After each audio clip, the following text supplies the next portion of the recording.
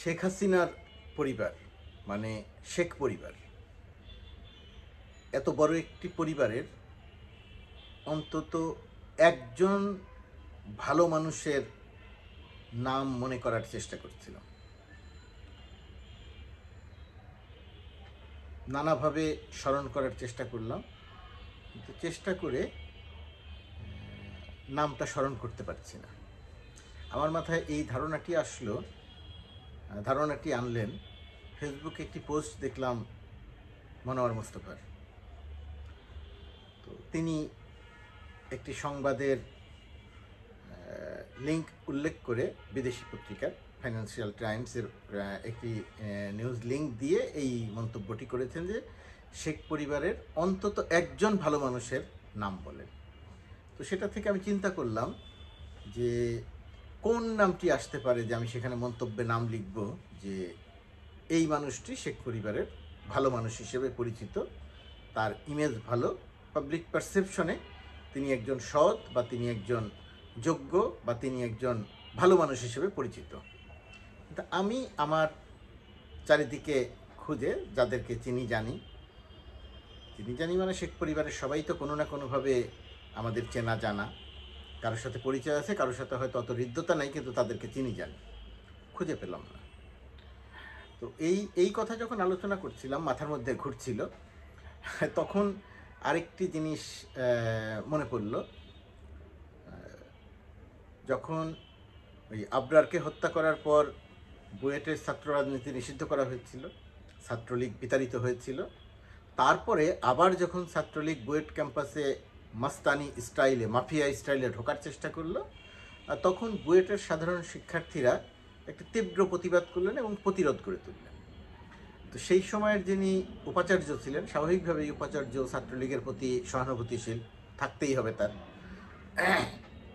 তো সেই উপাচার্য মিনমিন করছিলেন রাজনীতি বিষয়ে, ছাত্রলীগ বিষয়ে। তখন আমি তার সঙ্গে কথা বলে একটা ইন্টারভিউ করেছিলাম, অনেকের হয়তো মনে আছে। তো সেই ইন্টারভিউতে একটা প্রশ্ন ছিল যে ছাত্রলীগের এই রাজনীতি করা নিয়ে। তখন উপাচার্য বলছিলেন যে ছাত্রলীগের তো অনেক ভালো কাজও আছে। তখন আমি তার কাছে জানতে চাচ্ছিলাম যে ছাত্রলীগের ভালো কাজ আছে, দু একটির কথা যদি আপনি বলেন তাহলে আমরা পাঠককে জানাতে পারি। তো তিনি আবার তখন মিনমিন করলেন, কোনো কিছু বলতে পারলেন না। তো আমি আবারও তাকে প্রশ্ন করলাম যে অন্তত একটি ভালো কাজের নাম বলেন।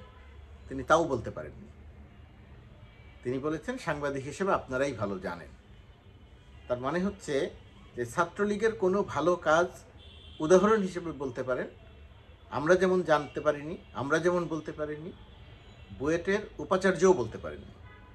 ঠিক একই রকমভাবে মনোয়ার মুস্তফা যখন ফেসবুকে লিখলেন যে শেখ পরিবারের অন্তত একজন ভালো মানুষের নাম বলেন, সত্যি বলছি আমি তখন সেই নামটি অনেক চেষ্টা করেও মনে করতে পারছি। আপনারা যদি কেউ জানেন, আপনাদের যদি মনে হয়, তাহলে এই ভিডিওর নিচে যদি লেখেন তাহলে আমার বুঝতে সুবিধা হবে। ধরুন শেখ হাসিনার কথা যদি বলি, শেখ হাসিনা কি কেমন, তাকে নিয়ে আজকে আর নতুন করে কিছু বলতে চাই না।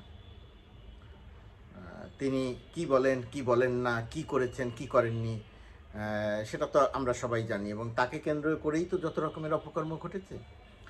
কারণ শেখ সেলিম, শেখ হাসিনার বাইরে যদি একজনের কথা বলি, শেখ সেলিম বারবার আওয়ামী লীগ থেকে নির্বাচিত হন, মনোনয়ন পান, মন্ত্রী ছিলেন। মন্ত্রী না থাকলেও শেখ সেলিমের আপনি কোনো কাজকর্ম খুঁজে পাবেন না। তিনি যেটা করেন সেটা হলো তদবির। তদবির মানে তিনি যা বলেন তাই হয়। পুলিশটাকে পরিচালনা করেন, তিনি করতেন, পুলিশকে পরিচালনা করতেন। তিনি বদলি করার জন্য টাকা নিতেন, পুলিশে চাকরি দেওয়ার জন্য টাকা নিতেন, প্রমোশনের জন্য টাকা নিতেন, চিরকুট দিয়ে সব কিছু পরিচালনা করা হতো। তো শেখ সেলিমের এছাড়াও আরও অনেক, এফডিসির নির্বাচন নিপুণের পক্ষ হয়ে কিভাবে তিনি নির্বাচনটাকে প্রভাবিত করার চেষ্টা করেছিলেন, কেন করেছিলেন, সেটা নিয়ে বহু গল্প আছে। সেই গল্প নিশ্চয়ই আমরা এখানে করব না, আমি সেই গল্পের দিকে যাব না। শেখ হাসিনার বোন বা মেয়ের জায়গাতে পরে আসছি না, আগে বলে দেই, এখন এটাকে কেন্দ্র করেই তো সারা পৃথিবীতে বাংলাদেশ আলোচিত হচ্ছে। কারণ শেখ হাসিনা সরকারের পুরো সময়টা যখন ছিলেন, তখন তিনি বলতেন বাংলাদেশ পৃথিবীর রোল মডেল, বাংলাদেশ উন্নয়নের মডেল, এবং তার মাধ্যমে পৃথিবীতে বাংলাদেশের সুনাম অর্জিত হয়েছে। একজন কর্তৃত্ববাদী, একজন স্বৈরাচার, একজন একনায়ক জোর করে ক্ষমতায় থাকার জন্যে তিনি আলোচিত হয়েছেন, কিন্তু কোনো ভালো কাজের জন্য আলোচিত হয়েছেন সেরকম নজির দেখা যায় না। তো এখন শেখ পরিবার আন্তর্জাতিক অঙ্গনে কিভাবে আলোচিত হচ্ছে? আন্তর্জাতিক অঙ্গনে আলোচিত হওয়ার বিষয়টি লক্ষ্য করে দেখেন। টিউলিপ সিদ্দিক শেখ রেহানার মেয়ে, শেখ হাসিনার ছোট বোন শেখ রেহানা, শেখ রেহানার মেয়ে টিউলিপ সিদ্দিক। টিউলিপ সিদ্দিক ব্রিটেনের নাগরিক, সেখানে তিনি 4 বারের, হ্যাঁ আমি যদি ভুল করে না থাকি, পরপর 4 বারের নির্বাচিত সংসদ সদস্য। এটা খুবই গুরুত্বপূর্ণ কৃতিত্ব, খুবই গুরুত্বপূর্ণ ব্যাপার। কিন্তু তিনি এখন এসে ধরা খেতে যাচ্ছেন যে জায়গাটিতে, অসততার জায়গাটিতে। আওয়ামী লীগের অর্থাৎ তার খালার শেখ হাসিনার ঘনিষ্ঠজন টিউলিপকে বিনামূল্যের ফ্ল্যাট উপহার দিয়েছেন। এখন বিনামূল্যে ফ্ল্যাট উপহার কেন দিবেন? এখানে যদি কারো কোনো স্বার্থ না থাকে, স্বাভাবিকভাবেই এটা বাংলাদেশে মাপ পেয়ে গেলেও ব্রিটেনে মাপ পাওয়ার কথা নয়, সেটা নিয়ে আলোচিত হচ্ছে। এটা ঘুষ নেয়ার মতো একটা ব্যাপার। টিউলিপ সিদ্দিক আলোচিত হচ্ছেন রূপপুর পারমাণবিক বিদ্যুৎ কেন্দ্রে যে বিশাল অঙ্কের ঋণ রাশিয়ার সঙ্গে তার মধ্যস্থতাকারী এবং $4 বিলিয়ন ঘুষ নেয়ার অভিযোগে তিনি আলোচিত হচ্ছেন আন্তর্জাতিক অঙ্গনে। ব্রিটেনের প্রভাবশালী গণমাধ্যম এক নাগারে এই সংবাদগুলো প্রকাশ করছে। টিউলিপ সিদ্দিকির ছোট বোন শেখ রেহানার ছোট মেয়ে রূপন্তী সিদ্দিক, তাকেও আওয়ামী লীগের শেখ হাসিনার ঘনিষ্ঠজন আওয়ামী লীগের পৃষ্ঠপোষক ফ্ল্যাট উপহার দিয়েছেন বিনামূল্যে। সেই ফ্ল্যাটে আবার একসময় টিউলিপ সিদ্দিক থাকতেন। যখন তিনি থাকতেন তখন বলেছিলেন এটা তার বাপ মা দিয়েছে। এখন এসে দেখা যাচ্ছে যে আওয়ামী লীগের পক্ষ থেকে আওয়ামী লীগের কোনো নেতা তাকে এই ফ্ল্যাটটি দিয়েছে, এটা এক ধরনের ঘুষ হিসেবে, এখানে শেখ রেহানা বা শেখ হাসিনার থেকে সুবিধা পাওয়ার জন্য। তো আন্তর্জাতিক গণমাধ্যমে গার্ডিয়ান বলেন, সানডে টাইমস বলেন, টাইমস বলেন, দ্য মেল বলেন, যত পত্রিকা বলেন, সবাই এক নাগারে এই সংবাদগুলো প্রকাশ করছে। শেখ রেহানার ছেলে ববি সিআরআই পরিচালনা করতে এখানে, তার কথা আগে বলেছে। গার্ডিয়ান সংবাদ প্রকাশ করে বলছে, ভারতের গণমাধ্যম সংবাদ প্রকাশ করে বলছে যে টিউলিপ সিদ্দিকির ভাই বোনেরা মিথ্যা ও গুজব ছড়ানোর যে মেকানিজম, সেটার সঙ্গে সম্পৃক্ত টিউলিপের ভাই বোনেরা। সিআরআই 400-500 ফেসবুক অ্যাকাউন্ট করেছিল, সেই অ্যাকাউন্ট দিয়ে তারা গুজব ছড়াতো, মানুষের চরিত্র হনন করতো। মেটা অর্থাৎ ফেসবুক সেটা শনাক্ত করে প্রায় 150-র উপরে তাদের আইডি বাতিল করে দিয়েছিল, বন্ধ করে দিয়েছিল। সেটা নিয়ে অনেক কিছু কথা হয়েছিল, হইচই হয়েছিল, কিন্তু সেটা কম হয়েছিল বাংলাদেশে যতটা হওয়া দরকার। আপনাদের আরেকটি গুজব ছড়ানো, এবং এটা ওই যে ববির কর্মকাণ্ড, সেটা এটা মনে থাকার কথা যে পৃথিবীর বিভিন্ন গুরুত্বপূর্ণ বিশ্ববিদ্যালয়ের প্রফেসর, বিশ্ববিদ্যালয়ের গবেষক পরিচয়ে অনলাইনে বাংলাদেশের গণমাধ্যমের কাছে লেখা পাঠানো হতো, সেটা সরকারের গুণগান, মূলত শেখ হাসিনা সরকারের মূলত গুণগান। বাংলাদেশের প্রায় সকল গণমাধ্যম কেউ জেনে বুঝে, কেউ বিভ্রান্ত হয়ে সেই লেখাগুলো প্রকাশ করেছে। ওই যে ডক্টর ডরিন চৌধুরী সহ এরকম বিভিন্ন নামে লেখা ছাপা হয়েছে, এবং এই পুরো কাজটা কোঅর্ডিনেট করতো ববি অর্থাৎ সিআরআই। সেটাই গার্ডিয়ান লিখেছে যে শেখ হাসিনার ছোট বোন রেহানার ছেলে মেয়েরা গুজব ছড়ানো এবং মিথ্যা প্রোপাগান্ডা ছড়ানোর সঙ্গে সম্পৃক্ত। আন্তর্জাতিক গণমাধ্যমে সংবাদ প্রকাশিত হচ্ছে। এই সংবাদগুলো কিন্তু প্রথমে বাংলাদেশের কোনো গণমাধ্যম প্রকাশ করছে না। শেখ পরিবার, রেহানা পরিবারের দুর্নীতির সংবাদ কিন্তু বাংলাদেশের গণমাধ্যম প্রকাশ করছে না, প্রকাশ করছে পৃথিবীর সবচেয়ে সেরা গণমাধ্যম হিসেবে পরিচিত, এবং বিদেশে কোনো একটা পত্রিকায় একটা সংবাদ প্রকাশিত হলে আওয়ামী লীগ বা শেখ হাসিনা যেভাবে সেটা নিয়ে কথা বলতেন, সেই সমস্ত পত্রিকা তাদের এই সংবাদগুলো প্রকাশ করছে। কি ভয়াবহ ব্যাপার! বাংলাদেশের ভাবমূর্তি, এতে বাংলাদেশের ভাবমূর্তির অবস্থা কোথায় গিয়ে দাঁড়াচ্ছে? তো শেখ হাসিনার মিলিটারি উপদেষ্টা তারেক সিদ্দিক, টিউলিপের চাচা, তো ওই তারেক সিদ্দিকের পরিবার বিদেশি একটি দেশের নাগরিকত্ব নেয়ার জন্যে সেখানে আবেদন করেছিলেন। বিপুল অঙ্কের অর্থ সেখানে বিনিয়োগ দেখাতে হয়, সেই বিনিয়োগ দেখিয়ে আবেদন করেছিলেন। দেশে দুর্নীতির অভিযোগ থাকায় তাদের সেই নাগরিকত্বের প্রস্তাবও বাতিল। প্রথমত কথা, দেশ থেকে তাদের অ্যাকাউন্টে বিদেশে টাকা নিয়েছেন, সেই টাকা দেখিয়ে বিদেশি একটি দেশের নাগরিকত্বের আবেদন করেছেন। সেই দেশটি বাংলাদেশে দুর্নীতির অভিযোগ আছে তাদের বিরুদ্ধে, এই কারণে তাদের নাগরিকত্বের আবেদন বাতিল করে দিয়েছে। তার মানে অপরাধ কতগুলো! বাংলাদেশের নাগরিক হয়ে আরেক দেশের নাগরিকত্ব হওয়ার আবেদন করেছেন, সেটা আবার বাংলাদেশ থেকে অবৈধভাবে পাচার করে টাকা নিয়েছেন, সেই টাকা দেখিয়ে আবেদন করেছেন। এটা শেখ পরিবারের কর্মকাণ্ড। টিলিপের চাচাতো বোনরা, তারেক সিদ্দিকী, শেখ হাসিনার মিলিটারি সেক্রেটারি, বাংলাদেশে গুম খুনের যে প্রধানতম, অন্য শেখ হাসিনার পরে প্রধানতম যে মাস্টার মাইন্ড, সে হচ্ছে তারেক সিদ্দিক। তো এই কর্মকাণ্ড করে তিনি এই সংবাদটিও প্রকাশ করেছে ফাইন্যান্সিয়াল টাইমস, ইউকের, মানে ব্রিটেনের, বাংলাদেশের সংবাদ নয়। তো শেখ পরিবারের সদস্যরা কিভাবে আলোচিত হচ্ছে? দেশের কথা বলেন, শেখ পরিবারের আরেক সদস্য নিক্সন চৌধুরী অত্যন্ত প্রভাবশালী, অত্যন্ত দাপটের এমপি, শেখ পরিবারের সদস্য। শেখ পরিবারের পৃষ্ঠপোষক জাফরুল্লাহ ব্যবসায়ী, আওয়ামী লীগের পৃষ্ঠপোষক। সেই জাফরুল্লাহর সাথে প্রতিদ্বন্দ্বিতা করে নৌকা নমিনেশন পায় না শেখ নিক্সন চৌধুরী, কিন্তু তবুও তিনি বিজয়ী হন। এই রকম মারদাঙ্গা রাজনীতিবিদ।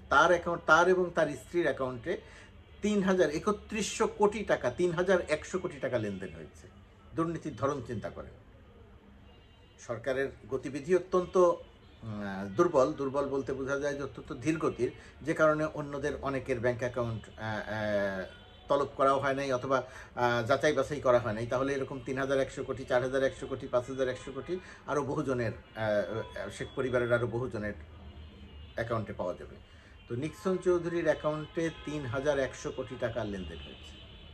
শেখ পরিবারের সদস্য সবার নাম হয়তো আমি বলতে পারছি না, স্মরণেও আসছে না, কিন্তু যাদের নাম মনে আসছে তাদের কথা বলছি।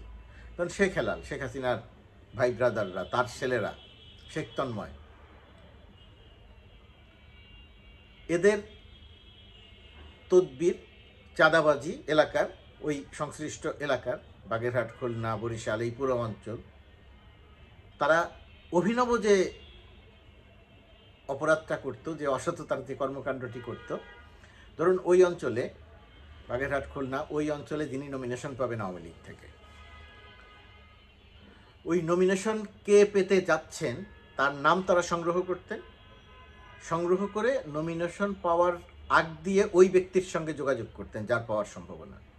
যদি মিলে যেত তাহলে শর্ত থাকতো যে তোমার নমিনেশন আমি নিয়ে দিব, তোমাকে যেটা করতে হবে এত কোটি টাকা দিতে হবে, আর শুল্কমুক্ত যে গাড়িটি তুমি আমদানি করবা সেই গাড়িটি আমাদেরকে দিয়ে দিতে হবে। এবং এই প্রক্রিয়াতে প্রতিটি সংসদ নির্বাচনের পরে 5 থেকে 7 জন এমপি শুল্কমুক্ত যে গাড়িটি আনতো, সেই গাড়িটি সরাসরি চলে যেত শেখ হেলাল, শেখ তন্ময়দের বাড়িতে, এবং তারা সেটা ব্যবহার করত। এই রকম কমপক্ষে 8 থেকে 10টি গাড়ি এবার 5 আগস্টে ক্ষমতার শেখ হাসিনা পালানোর পরে শেখ হেলালদের বাড়িতে যা আগুন দেয়া হয়েছে, সেইখানে কমপক্ষে 10টি এরকম গাড়ি পুড়ে গেছে। এখানে এমনও আছে যে এমপি ওই শুল্কমুক্ত গাড়িটি আমদানি করেছেন, টাকা দিয়েছেন, তিনি সেই গাড়িটি কোনোদিন দেখেননি, তিনি একবারের জন্য চড়তেও পারেননি, কিন্তু এটা নিয়ে ডেইলি স্টার সহ অন্যান্য পত্রিকা সংবাদ প্রকাশ করেছিল। আর একটি পরিবার আছে বরিশালে, হাসনাত পরিবার।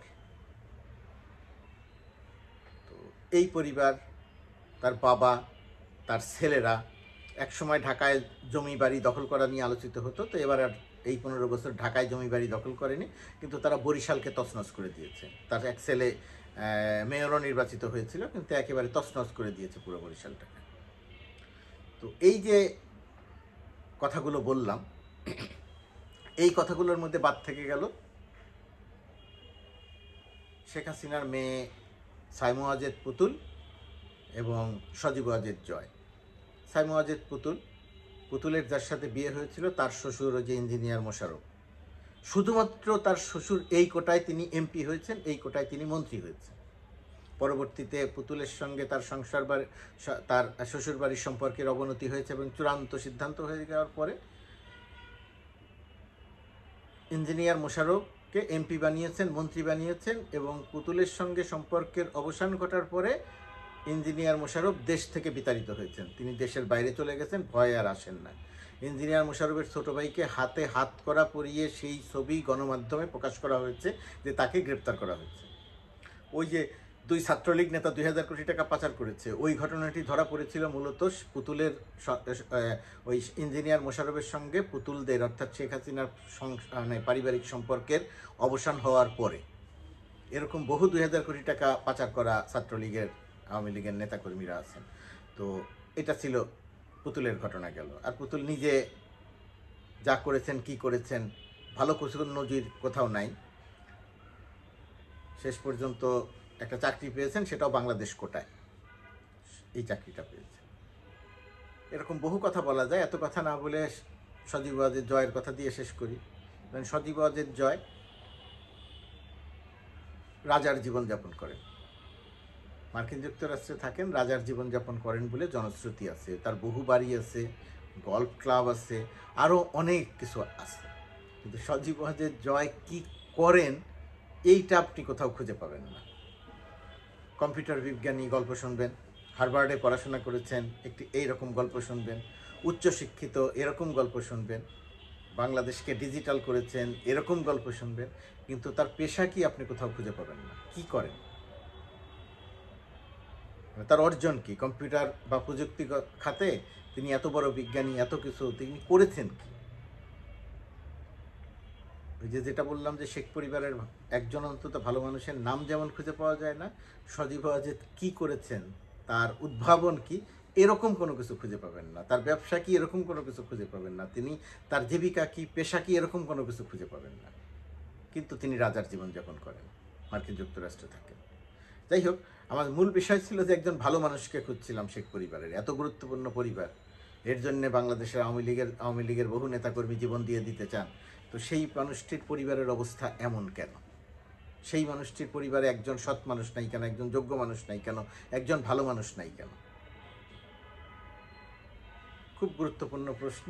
আপনাদের যদি জানা থাকে ভিডিওর মন্তব্য এসে লিখতে পারেন।